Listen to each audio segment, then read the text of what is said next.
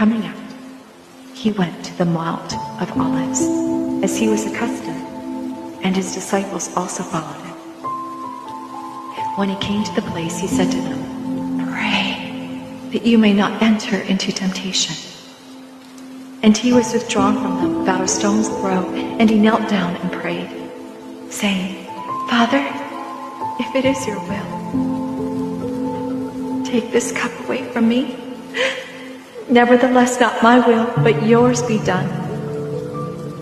Then an angel appeared to him from heaven, strengthening him. And being in agony, he prayed more earnestly. Then his sweat became like great drops of blood falling down to the ground. When he rose up from prayer and had come to his disciples, he found them sleeping from sorrow.